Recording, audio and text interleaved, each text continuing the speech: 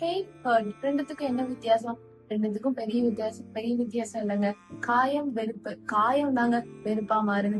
இவங்க என்னை ஏமாத்திட்டாங்க, இவங்க ஏன் இப்படி எனக்கு பண்ணாங்க, இவங்க என்ன கஷ்டப்படுத்திட்டாங்க, இவங்க என்ன காயப்படுத்திட்டாங்க அப்படின்னு நிறைய பேர் ஃபீல் பண்ணிட்டு இருக்கீங்க. ஒருத்தவங்க நம்மள ஹர்ட் பண்ணது நம்ம வாழ்க்கையில ஒரு சம்பவமா இருக்கலாம். ஆனா அதையே நம்ம ரொம்ப நாள மனசுக்குள்ள போட்டு குழப்பிக்கிட்டே இருப்போம். இவங்க ஏன் எனக்கு இப்படி பண்ணாங்க, இவங்க பண்ணுவாங்க நான் எதிர்பார்க்கவே இல்லை அப்படின்னு நிறைய பேர் யோசிச்சுட்டு இருப்பீங்க. ஆனா ஆண்டவர் உங்களுக்கு தான் சொல்றாரு, உங்கள் சத்துருக்களை சிநேகியுங்கள், உங்களை பகைக்கிறவர்களுக்கு நன்மை செய்யுங்கள்.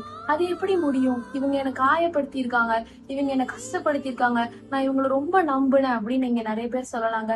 நானே என் வாழ்க்கையில இந்த மாதிரி நிறைய யோசிச்சிருக்கேங்க.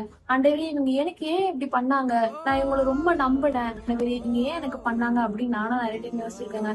ஆனா ஆண்டவர் சொல்றாரு, உங்கள் சத்துருக்களை சிநேகியுங்கள், உங்களை பகைக்கிறவர்களுக்கு நன்மை செய்யுங்கள். எப்படி ஒரு அழகான வார்த்தை பாத்தீங்களாங்க. நம்ம சத்துருக்களை நம்ம சிநேகிக்கும் போது, நம்மளை பகைக்கிறவங்களுக்கு நம்ம நன்மை செய்யும் போது ஆண்டவர் நம்ம வாழ்க்கையில பெரிய ஆசீர்வாதத்தை செய்வாங்க.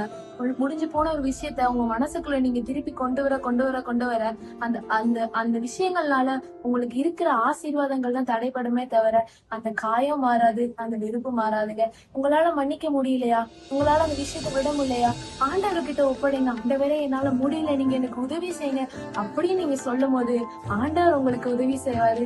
ஆண்டவர் உங்க மனதில் இருக்க காயங்களை மாத்துவாரு. God bless you.